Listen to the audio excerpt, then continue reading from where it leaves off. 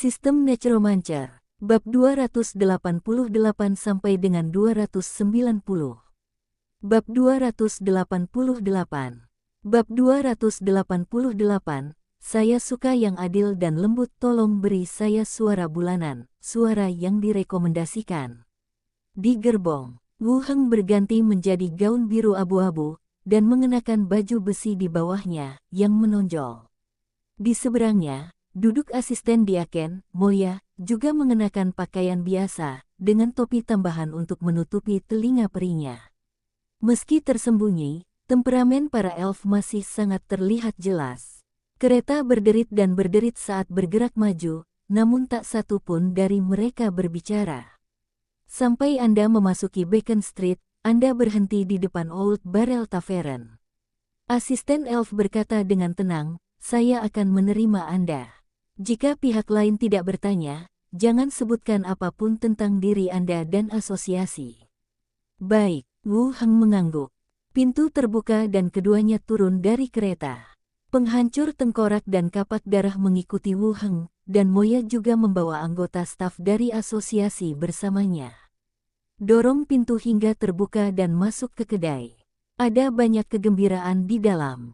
Para pelaut dan pelayan tertawa dan bermain. Pub di sini buka siang dan malam. Saat armada merapat, para awak kapal yang sudah lama menahan diri akan segera bergegas masuk ke dalam kedai untuk minum dan mencari wanita. Langkah Moya tidak berhenti, langsung melewati aula dan menuruni tangga kayu di satu sisi. Pergi melalui gudang anggur lagi dan masuki ruangan semi bawah tanah lainnya. Dua pria kekar menghalangi jalan. Dia mengulurkan tangannya dan mulai meraba-raba sekeliling tubuhnya. Biarkan mereka berdua masuk. Suara seorang wanita terdengar dari dalam ruangan. Pria yang menjaga rumah tidak melanjutkan pemeriksaan. Berkata langsung, Anda hanya dapat memasukkan dua. Asisten elf itu mengangguk, berbalik dan memberitahu pengikutnya. Wu Heng juga meminta tengkorak yang patah dan kapak darah untuk tetap berada di luar. Setelah penjelasan selesai, keduanya langsung memasuki ruangan. Tidak banyak dekorasi di dalam ruangan, kecuali seorang wanita dengan penampilan agak unik yang duduk di belakang meja. Dia memiliki kulit coklat, riasan tebal, cincin hidung di hidungnya, dan kerah emas tebal di lehernya. Mengenakan selendang longgar berwarna abu-abu. Tangannya sedang memangkas tanaman dalam pot. Dia mengangkat kepalanya dan menatap mereka berdua. Asisten Moya, kamu sebenarnya di sini. Silakan duduk. Mengikuti kata-kata itu, dia mengulurkan tangan lagi ke bawah syalnya dan memberi isyarat mengundang. Dia mengulurkan kedua tangannya yang lain dan menuangkan teh untuk mereka berdua. Moya duduk di kasur di depan meja. Meskipun Wu Heng sedikit terkejut karena pihak lain memiliki begitu banyak tangan, dia juga duduk. Moya berkata, saya menemukan sesuatu. Mari kita temui Nyonya McIntosh untuk mengetahui apakah ada berita. Dua cangkir teh dibawakan kepada mereka. Wanita dengan tatapan berlebihan memandang Wu Heng dan berkata, anak kecil, apakah kamu dalam masalah? Wu Heng melirik Moya, melihatnya mengangguk, dan berkata langsung, saya dibunuh kemarin. Musuh dapat mengendalikan kawanan laba-laba. Saya ingin tahu siapa lawannya. Laba-laba. Apakah ada laba-laba semacam itu? Ya. Wu Heng mengeluarkan botol kaca transparan dari sakunya, yang berisi laba-laba berwarna-warni yang sekarat. Keluarkan, kata wanita itu. Wu Heng membuka tutup botol dan menuangkan laba-laba setengah mati itu ke atas meja. Wanita itu mengambil secarik kain dan meremukkan laba-laba itu hingga mati. Kemudian, tangannya melayang di atas mayat laba-laba dan dia menutup matanya. Pada saat yang sama, dia mengangkat 4 lengan, 2 lengan lurus, dan 2 lengan di atas kepalanya. 6 lengan. Sungguh balapan yang aneh. Ruangan menjadi sedikit lebih tenang. Wanita itu membuka kembali matanya. Menatap Wu Heng, dan berkata, saya melihat pria setengah laba-laba yang mengendalikan kawanan laba-laba. Setengah laba-laba. Wu Heng mengerutkan kening. Memang benar saya punya banyak musuh, tapi mereka tidak termasuk ras aneh ini. Apalagi konflik, Saya belum pernah mendengarnya sebelum datang ke Treasure Island. Mengapa membunuhku? Tanya Wu Heng. Tidak ada yang menjawab. Pintu di sebelahnya terbuka, dan seorang pria masuk dan membisikkan beberapa kata di telinga wanita itu. Wanita itu mengangguk, lalu mengalihkan pandangannya ke Wu Heng, dan berkata, 5 hari yang lalu, seorang manusia setengah laba-laba mendarat di pulau di pelabuhan. Dia akan naik kapal di pelabuhan 7 dan meninggalkan pulau harta karun pada siang hari ini. Wu Heng sedikit terkejut. Wanita di depan saya, informasinya sangat cepat dan akurat. Treasure Island memiliki populasi terapung yang sangat besar, dan bukanlah tugas yang mudah untuk mendaratkan setengah laba-laba secara akurat dan meninggalkan pulau tersebut. Seperti apa rupanya? Wu Heng terus bertanya. Laki-laki, umur sekitar 30 tahun, kulit agak gelap, rambut diikat kecil-kecil, berpakaian longgar, garis-garis kuning. Aku sudah selesai bertanya, kata Wu Heng. Moya mengangguk dan berkata kepada wanita di meja, berapa harganya? Wanita itu memegang cangkir teh dengan kedua tangannya, mengangkat satu tangan, dan mengangkat 3 jari, 300 perak. Harganya benar-benar tidak murah. Menangkap penjahat yang dicari mungkin tidak semahal ini. Moya mengangguk dan memandang Wu Heng, beri aku uang. Wu Heng mengeluarkan tas perak dari cincin luar angkasa, meletakkannya di meja pihak lain, dan berkata, terima kasih banyak. Transaksi selesai. Wu Heng dan yang lainnya berbalik dan pergi. Wanita itu melihat ke arah kantong uang dan berbicara lagi, jika Anda membutuhkan sesuatu, Anda dapat terus datang kepada saya. Kami senang bekerja sama dengan orang-orang muda seperti Anda. Wu Heng juga tersenyum dan berkata, oke. Setelah berjalan keluar dari kedai dan menaiki kereta, Wu Heng berkata langsung, pergi ke pelabuhan. Moya memandangnya dan bertanya, apakah kamu tidak perlu kembali dan memberitahu Diaken? Untuk pengangkatan wakil Diaken, persyaratan levelnya tidak terlalu tinggi. Dilihat dari usia dan pertumbuhan Wu Heng, dia menduga bahwa dia hanya berada di level 8 atau 9, dan dia memiliki keuntungan tertentu dalam hal keberuntungan dan karir untuk menjadi wakil Diaken. Awalnya dibunuh dan dilarikan ke masa lalu. Bukan hanya rumput dan ular, tapi juga mungkin datang ke pintu untuk saling membunuh. Bolak-balik, tidak ada cukup waktu. Begitu pihak lain meninggalkan pulau harta karun, akan sulit untuk menangkapnya lagi. Moya berpikir sejenak, membuka tirai, dan berkata, kembalilah sendiri dan laporkan situasi di sini kepada Diaken dan minta tim untuk datang. Rombongan yang mengikuti gerbong, setelah satu orang menjawab, berbalik dan pergi. Menyerahkan tirai, kereta terus bergerak maju. Wu Heng bertanya langsung, mengapa wanita itu tadi memiliki 6 tangan. Moya berkata, namanya Macintosh, dia dari suku Bemala, dan ciri-cirinya adalah dia memiliki 6 tangan. Profesi apa? Sepertinya dia memiliki sumber informasi di pulau itu. Wu Heng terus bertanya. Profesinya adalah seorang nabi. Dia mengendalikan sejumlah besar tenaga kerja di pelabuhan. Bisnis penanganan pelabuhan harus diselesaikan melalui tangan mereka, dan rantai bisnis lainnya adalah pekerjaan intelijen. Wu Heng mengangguk untuk mengungkapkan pemahamannya. Dengan kata lain, semua kuli pelabuhan adalah mata-matanya. Dengan lebih banyak orang, tentu saja akan ada lebih banyak sumber untuk mengumpulkan intelijen. Saat berada di kota Luntam, Wen Manxia mengandalkan pencuri untuk mengumpulkan informasi intelijen. Moya meliriknya dan berkata, jika kamu menginginkan informasi di kemudian hari, kamu dapat membelinya dari dia, meskipun harganya sedikit lebih mahal. Apakah ini harganya, atau kamu mencoba memeras kami?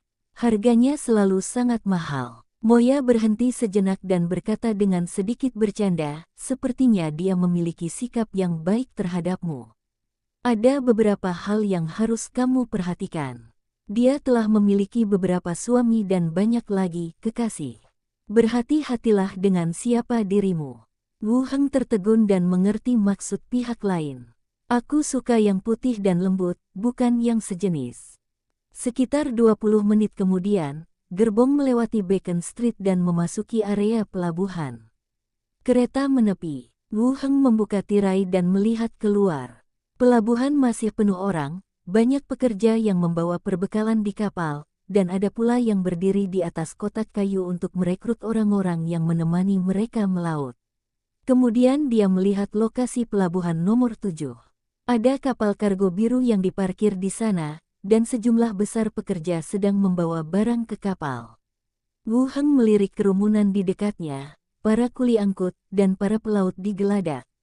Saya tidak melihat pria setengah laba-laba yang disebutkan oleh wanita berlengan 6. Setengah araknida bisa berubah menjadi laba-laba dan manusia, dan pandai bersembunyi. Mereka tidak boleh berdiri di luar. Maksudmu pihak lain ada di kabin. Jika saya melarikan diri, saya tidak akan pernah berdiri di luar. Dengan pemikiran di benak Wu Heng, Glenda terbang keluar dari tubuhnya dan mendekati kapal barang di kejauhan. Moya terus berbicara dengan tenang, sekarang kita sudah menangkap kapalnya, kita hanya perlu menunggu di sini sampai tim tiba dan menangkapnya. Masuk dengan tergesa-gesa hanya akan menambah bahaya kita. Wu Heng tidak berkata apa-apa. Setelah duduk di gerbong dan menunggu beberapa saat, Glenda terbang kembali dari luar.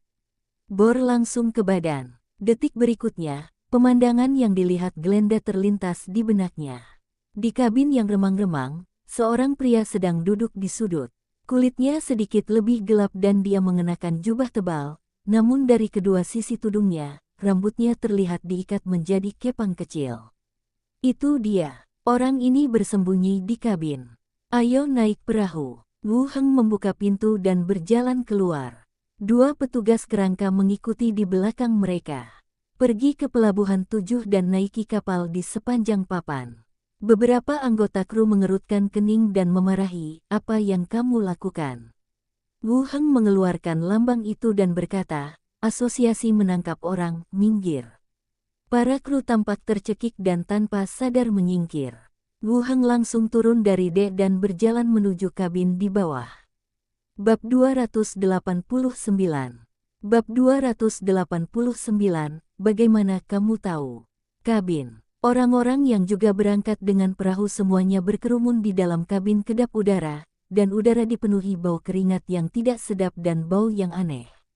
Di pojok, seorang pria setengah laba-laba yang mengenakan jubah longgar terus menggosok tangannya.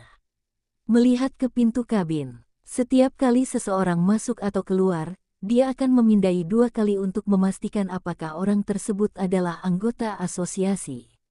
Dia sudah siap sepenuhnya tadi malam, tapi tetap tidak membunuh pihak lain.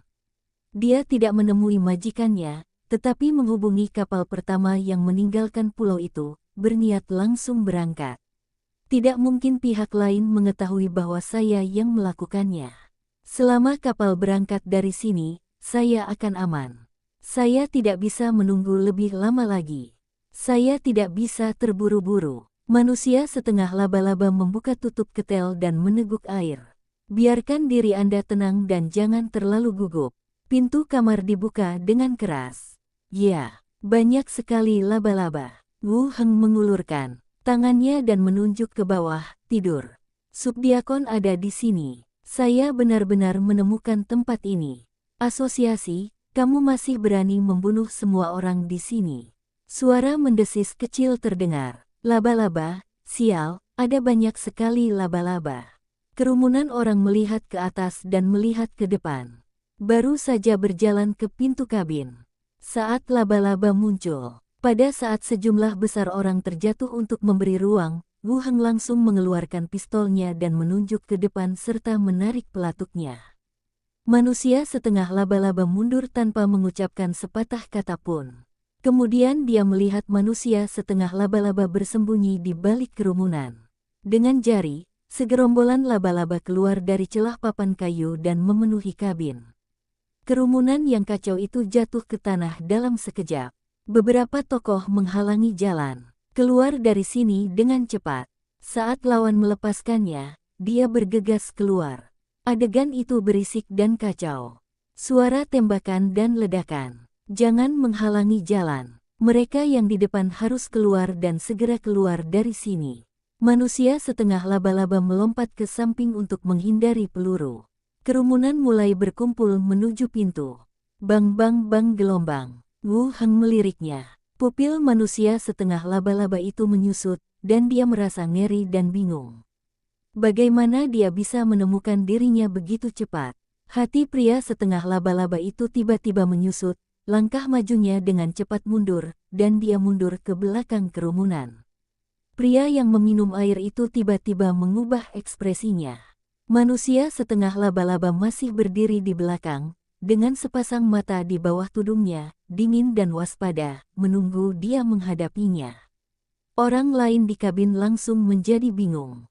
Membagikan tangannya, dia memegang staf tulang belakang di tangannya dan berteriak kepada orang-orang yang datang ke arahnya, "Semuanya lihat aku."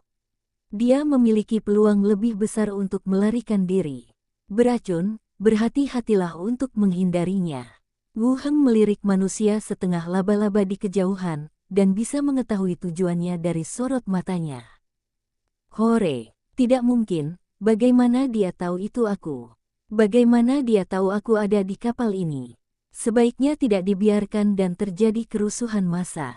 Kabin sekarang dalam kekacauan. Tiba-tiba, beberapa laba-laba merangkak keluar dari celah papan kayu di atas kepala mereka. Selipkan rambut di luar tudung ke dalam pakaian Anda, tutupi mulut dan hidung Anda dengan syal, dan berjalan menuju pintu.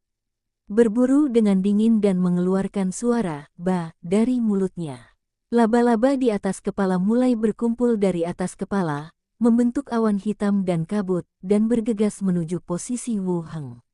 Wu Heng mengulurkan tangan dan bergerak, dan spray besar di tempat tidur terbang, membungkus kawanan laba-laba yang bergegas ke arah mereka, dan jatuh ke tanah, berjatuhan tanpa henti. Skull Crusher membawa medan perang, melangkah maju, dan menghantam langsung ke posisi persembunyian lawan. Manusia setengah laba-laba itu melarikan diri lagi. Ada ledakan di belakangnya, dan ranjang kayu itu dihancurkan oleh palu perang. Wu Heng terus menangkap sasaran dengan matanya dan terus menembakkan peluru. Dari belakang, Moya mengarahkan orang-orang yang belum tidur untuk keluar dari kabin dari satu sisi, sekaligus memimpin rombongan menyeret orang-orang yang sedang tidur keluar.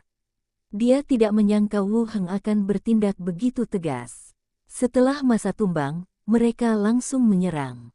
Pertempuran berlanjut. Manusia setengah laba-laba, yang menghindar lagi, mencoba melewati sosok yang memegang palu perang dan menyerang sosok di belakangnya. Baru saja pindah. Sehelai kain digunakan sebagai tudung untuk menghalangi penglihatan.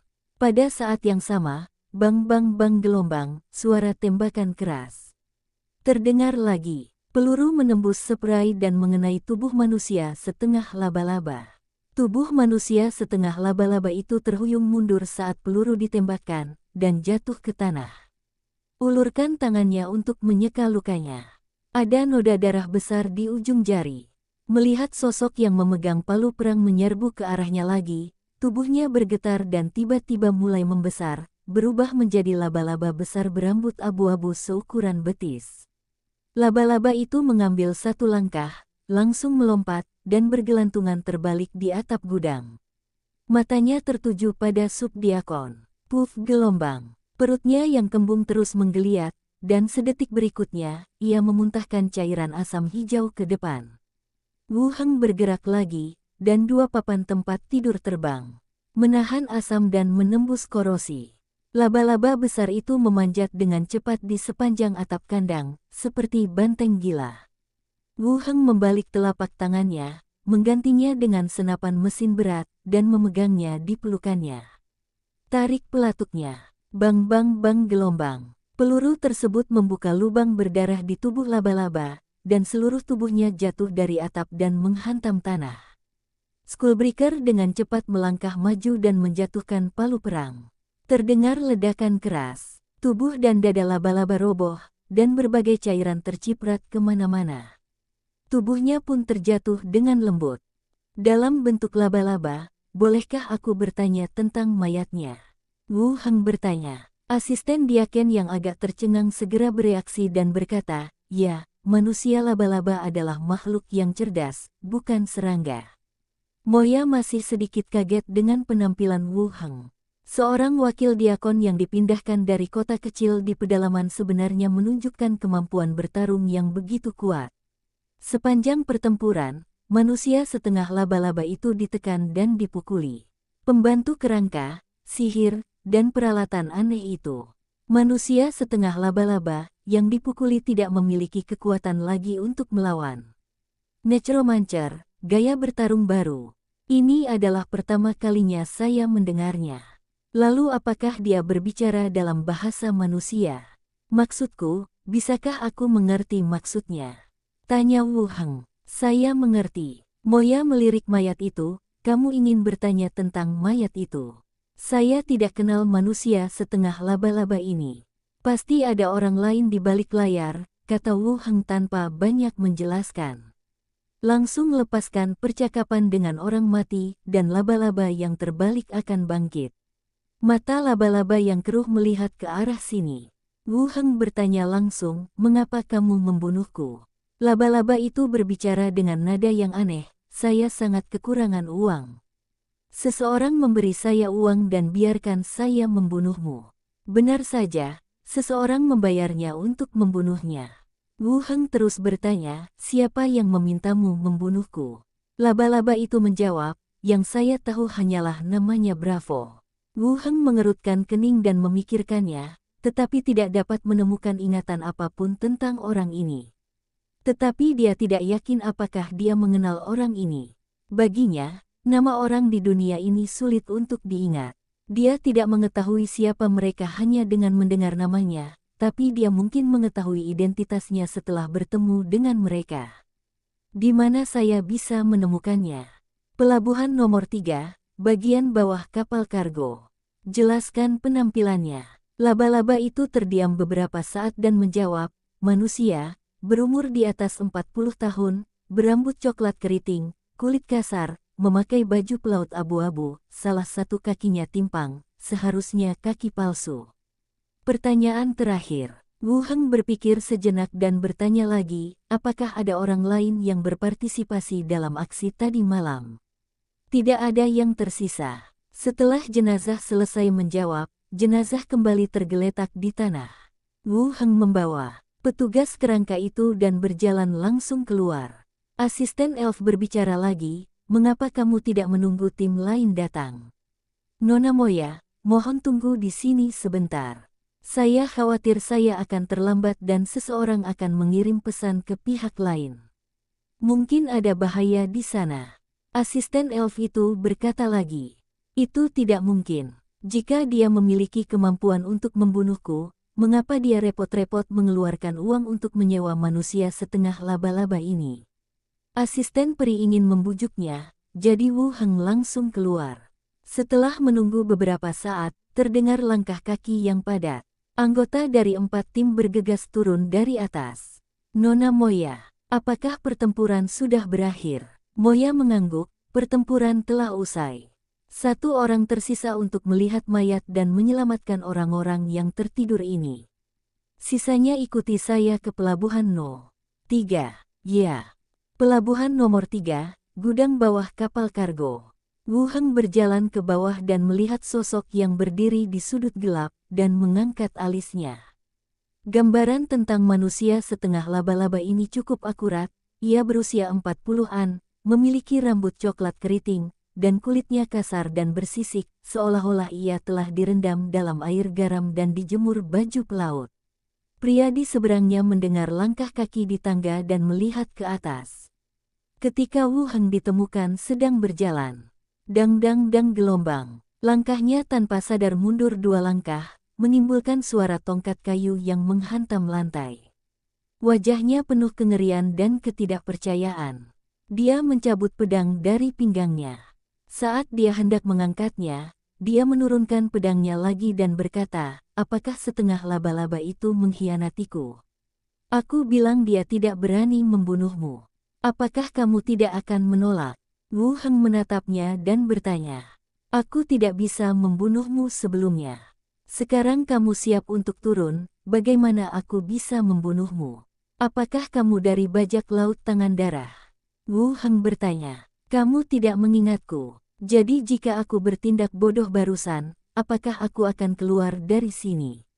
Tidak, manusia setengah laba-laba menggambarkan karakteristikmu, dan tidak ada orang kedua di sini, jadi kamu tidak bisa keluar. Saya dari bajak laut tangan darah. Bab 290. Bab 290, seseorang menulis kepadaku. Terjadi keheningan singkat selama 2 detik di dalam kabin. Wu Heng tidak ingin terus mengobrol dengannya. Berkata langsung, apakah ada hal lain yang ingin dikatakan? Pria itu ragu-ragu sejenak, namun tetap bertanya, bisakah kamu melepaskanku sekali saja? Aku bisa memberimu uang untuk membeli hidupku sendiri, dan aku berjanji tidak akan merepotkanmu lagi. Wu Heng menggelengkan kepalanya, kamu harus menghargai kesempatan terakhir. Sua gelombang. Begitu dia selesai berbicara, pria itu tiba-tiba berdiri dan menusuk ke depan dengan pedangnya. Bang gelombang. Terdengar suara benturan yang tumpul. Setelah diperiksa, orang lain yang menulis surat itu benar-benar muncul. Sepertinya hanya mereka berdua yang terlibat dalam masalah ini. Tidak tahu, ada orang lain. Mayat itu terdiam selama 2 atau 3 detik, lalu berkata, saya tiba-tiba menerima surat yang meminta saya untuk membalaskan dendam Kapten Bloodhand. Wu Heng duduk di sebuah kotak kayu di dekatnya dan bertanya dengan santai, bagaimana menurutmu? Kembalilah padaku untuk membalas dendam. Ada kemungkinan beberapa perompak berhasil lolos. Wu Heng berpikir sejenak dalam diam, mengeluarkan tablet dan memeriksa kembali poster buronan bajak laut itu. Tidak jelas. Segera setelah itu, Blood Axe melangkah maju dengan cepat, mengangkat tinggi Battle Axe di tangannya, dan menebas kepalanya. Mayat itu menjawab, tidak. Sial gelombang. Wu Heng tidak terkejut orang seperti itu lolos. Dia bukan anggota penting dari kelompok bajak laut. Adapun kembali untuk membalas dendam, apakah ada orang lain di bajak laut tangan berdarah yang selamat? Dalam operasi penyelamatan, Sanara, apakah itu pengepungan awal oleh perahu kecil atau pertempuran berikutnya di Pulau Jiwei? Wu Heng memandangi mayat itu dan tidak bergerak untuk waktu yang lama. Saya hanya tidak menyangka dia akan kembali dan menyewa seorang pembunuh untuk membunuhnya. Hal ini membuat Wu Heng sedikit bingung. Tidak ada surat perintah pencarian untuk orang ini yang ditemukan. Krisis ini dapat dianggap terselesaikan. Orang yang menyerang ke depan ditendang di bagian perut oleh Skull Crusher dan terbang kembali seperti bola meriam. Mayat itu menjawab, ketika saya bangun keesokan harinya, mayat itu berada di bawah bantal. Darahnya berhenti dan mayatnya menoleh ke sini. Kapak tempurnya memotong pedang besi yang menghalangi dan membelah dada pria itu. Pertanyaan terakhir. Melihat mayat itu lagi dan langsung melepaskan percakapan dengan orang mati. Bertanya, bagaimana Anda menerima surat itu? Menjatuhkan sebagian besar tong dan puing-puing di belakangnya. Siapa yang memberimu surat itu? Wu Heng terus bertanya. Wu Heng bertanya, apakah ada orang lain yang berpartisipasi dalam pembunuhan saya tadi malam? Setelah 5 soal selesai, jenazah kembali tergeletak di lantai, dan darah di dada mulai mengalir keluar kembali. Pria itu memuntahkan darah, matanya penuh keengganan dan kebencian. Tubuh menjadi lemah sedikit demi sedikit dan kehilangan vitalitasnya. Mungkin saja ada beberapa orang yang melarikan diri, atau bahkan sebagian kecil dari orang tersebut melarikan diri. Terlebih lagi, mengapa dia tidak mencari orang lain, atau tidak mencari Shilagui untuk membalas dendam? Apakah semua bajak laut begitu setia? Seseorang membujuknya untuk mempertaruhkan nyawanya dan datang ke Pulau Harta Karun untuk membalas dendam pada dirinya sendiri. Mata Wu Heng tiba-tiba mengembun, dan hawa dingin langsung menjalar ke tulang punggungnya. Mengapa Anda datang untuk menemukan diri Anda sendiri? Ya, saya membunuh Kapten Bloodhand, dan yang lainnya paling banyak menjadi peserta. Apakah orang yang menulis surat itu benar-benar ingin membalas dendam kepada bajak laut tangan darah, atau dia hanya mengincar dirinya sendiri? Hal-hal aneh seperti itu banyak digunakan oleh ordo esoterik. Ada hubungannya dengan mereka. Periksa apakah ada sesuatu pada dirimu. Sue Axe berdiri di samping kapak perangnya, melepas pakaian mayatnya, dan mulai meraba-raba. Temukan kantong uang dari tubuh Anda. Melanjutkan pencarian di sekitar kabin dan menemukan ransel. Setelah dibuka, selain beberapa kebutuhan sehari-hari, ada ruang kosong. Wu Heng memegangnya di tangannya dan mengerutkan kening lagi. Buka amplop dan keluarkan surat di dalamnya. Setelah dibuka, kosong tanpa sepatah kata pun. Lebih baik masuk neraka. Wu Heng membalikkan tangannya dan mengeluarkan amplop lain dari cincin luar angkasa. Membandingkan keduanya persis sama. Surat di tangannya adalah tiket yang dia dapatkan setelah membunuh bajak laut tangan darah, dan piala yang dia ambil dari konsorsium. Keduanya sebenarnya sama. Apa sebenarnya yang terjadi? Ketuk-ketuk-ketuk gelombang. Pada saat ini, langkah kaki terdengar dari tangga. Wu Heng menyimpan pialanya dan melihat Moya berjalan bersama tim asosiasi. Moya dan yang lainnya merasa lega melihat Wu Heng baik-baik saja. Jika wakil diaken asosiasi meninggal di sini, ini bisa menjadi lelucon jika menyebar. Setelah melihat Wu Heng, matanya tertuju pada mayat di sampingnya. Apakah dia pembunuh di balik layar? Tanya Moya. Wu Heng mengangguk. Para anggota bajak laut tangan berdarah ada di sini untuk membalaskan dendam kaptennya. Pembalasan terhadap anggota asosiasi bukanlah hal baru. Itu terjadi dari waktu ke waktu. Asosiasi memobilisasi anggotanya dalam jarak jauh untuk menghindari pembalasan. Serahkan pada mereka di sini. Aku akan mengantarmu kembali dulu dan melaporkan masalah ini kepada Diaken, lanjut Moya. Oke. Tempat ini diserahkan kepada anggota tim lainnya, dan Wu Heng serta asisten elf turun dari kapal kargo. Naik kereta dan kembali. Kereta berderit dan berderit ke depan. Wu Heng memandang asisten peri di seberangnya dan bertanya, apakah ada cara untuk mengirimkan surat jarak jauh? Kamu rindu kampung halaman. Bukankah kamu datang ke sini bersama keluargamu? Kata Moya sambil tersenyum. Apakah ada alat peraga yang tiba-tiba dikirimkan ke pihak lain? Wu Heng bertanya. Moya berpikir sejenak dan berkata, saat ini tidak ada alat ajaib seperti itu, jika tidak maka akan populer di asosiasi. Hanya barang langka yang dapat mencapai efek yang Anda katakan. Ya, itu benar. Sepertinya asisten elf juga tidak mengetahui tentang surat ini. Moya melanjutkan, jika Anda merasa stres, Anda dapat istirahat beberapa hari. Baiklah, terima kasih. Kereta terus bergerak mundur. Keduanya terus mengobrol tentang topik lain. Kedai barel tua. Di ruangan semi bawah tanah. Macintosh dari suku Bevera sedang duduk di belakang meja kayu sambil memangkas dahan bunga di dalam pot tanaman. Ketuk-ketuk-ketuk gelombang. Suara langkah kaki yang cepat terdengar. Seorang pria berjaket kulit dan rompi berlari masuk dengan cepat sambil mengangkat tangan. Masuk ke dalam ruangan dan memberi hormat sedikit. Ketua, ada apa? Kamu panik. Wanita itu masih memandangi pot tanaman, nadanya tenang. Kedua pria dari asosiasi meninggalkan pelabuhan. Begitu cepat, apakah kamu sudah menemukan manusia setengah laba-laba? Ditemukan, tubuh setengah arachnoid itu dibawa keluar, dan dalam bentuk laba-laba, dipukuli hingga menjadi genangan lumpur. Oh, berapa banyak orang yang digunakan oleh asosiasi? Tim asosiasi tiba kemudian. Pria itu berhenti dan melanjutkan, saya bertanya kepada orang-orang di kabin saat itu. Pria berambut hitam dan dua petugas di sampingnya lah yang membunuh manusia setengah laba-laba. Orang itu adalah wakil diaken asosiasi. Wanita itu memangkas dahan bunga sejenak, lalu menoleh dengan sedikit keraguan di matanya.